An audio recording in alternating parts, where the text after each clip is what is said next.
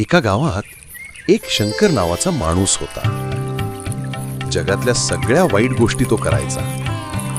नेहमी दारूच्या नशेत असणं, बस स्टँडवर पाकिट मारणं, जुगार खेळणे, लोकांना शिवीगाळ करून घाबरवणे, जणू वाईटपणाचं जिवंत उदाहरणच होता तो. पण त्या माणसाची एकच सवय होती. आठवड्यातून एक दिवस तरी तो तलावाच्या काठावर जायचा आणि माशांना अन्न घालायचा.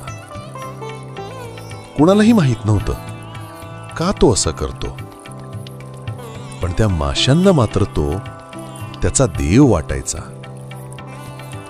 काळ सरला, त्याची तब्येत खालावली, तो आजारी राहू लागला आणि एक दिवस त्याचा मृत्यू झाला. यमदूत त्याला न्यायला आले आणि त्याच्या आत्म्याला खेचून घेऊन गेले. त्याला यमराजासमोर उभे करण्यात आले. त्याचे कर्म मोजले गेले. तोलपट्टीवर फक्त पापच आणि गुन्हेच होते. निश्चित होतं नरक त्याची वाट पाहत आहे. त्याला नरकाची शिक्षा देण्यात आली. पण त्या क्षणी एक चमत्कार घडला. अचानक लाखो मासे स्वर्गातून प्रकट झाले. त्यांनी आवाज दिला, हा तोच आहे ज्याने आम्हाला उपाशी मरू दिलं नाही, आमच्या पोटाला रोजचं अन्न दिलं. त्याच्या ह्या एका चांगल्या कर्मामुळे त्याचे असंख्य पाप आम्ही माफ करतो. पापी असूनही जेने एका जीवाचं पोट भरलं तो स्वर्गाचा हक्कदार आहे.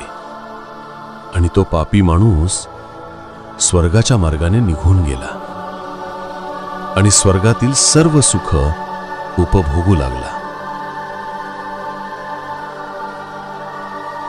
आत्ता सांगा बरं की शंकरच्या ह्या गोष्टीवरून आपणास काय शिकवण भेटते? जे स्वामी भक्त असतील त्यांच्या लक्षात पटकन स्वामींचा हा विचार येईल की अन्नदान हेच महादान. बरोबर ना? दररोज नाही जमले तरी हरकत नाही, पण फक्त गुरुवारी तरी अन्नदान करा. आणि एकट्याला अन्नदान शक्य होत नसेल तर सामूहिक अन्नदानात सहभागी व्हा.